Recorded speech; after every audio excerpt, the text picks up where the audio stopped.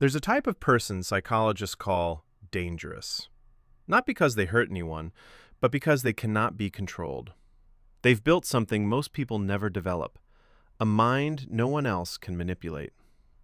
Today, we're breaking down the traits that make someone immune to manipulation. And here's the twist. Most of these traits look like weakness from the outside, which is exactly why they work. For a lot of self-aware people, this didn't start as a strength. It started as survival. Psychologists have a term for what most children get: co-regulation. The process of borrowing calm from a parent whose nervous system helps regulate yours. But for some kids, that was never available.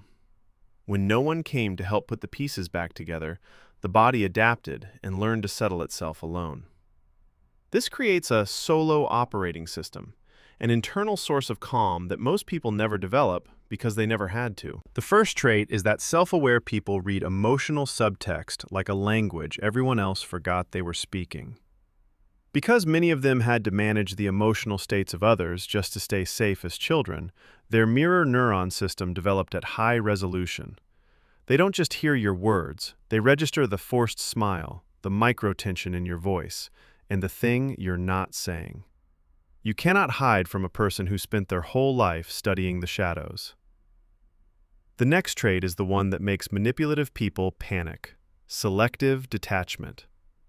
Most people are dragged through their day by reactions. Something happens, they react, then they justify it. But the self-aware person has built a pause between the feeling and the response. When you try to provoke them and they simply don't react, you lose access to their emotional wiring. And when you lose access, you lose control. Many people are only stable while they are being admired or acknowledged. But a self-aware person has built their own internal narrator, giving themselves the pep talks and the grounding that nobody else provided. Because they provide their own emotional oxygen, they don't need yours. This makes them immune to the validation withdrawal games that most people use to exert influence. When you can no longer hire someone's loyalty through praise or fire them through rejection, they become truly independent. Silence is their next weapon, serving as a form of psychological pressure.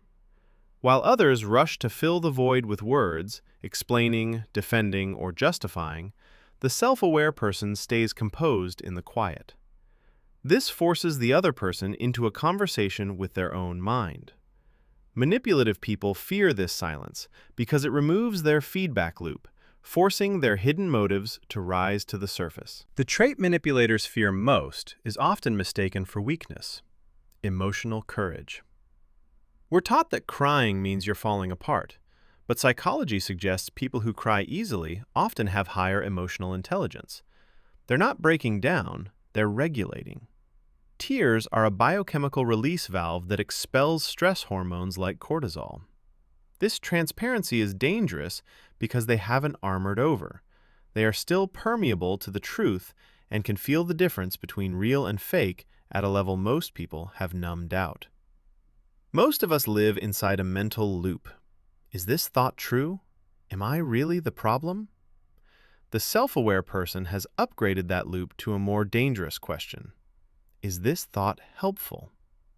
By cutting through the mental noise and focusing only on what serves their growth, they become nearly immune to the drama and distraction that keeps most people stuck. They don't argue with their inner critic, they audit it. If you recognized yourself in these traits, the silence, the self-narration, the deep feeling, understand this: your self-awareness wasn't a flaw, it was a feat of engineering. You figured out how to calm a nervous system that was designed to be calmed by two people. You've outgrown the environment that made those protections necessary. The walls you built as a child aren't a prison.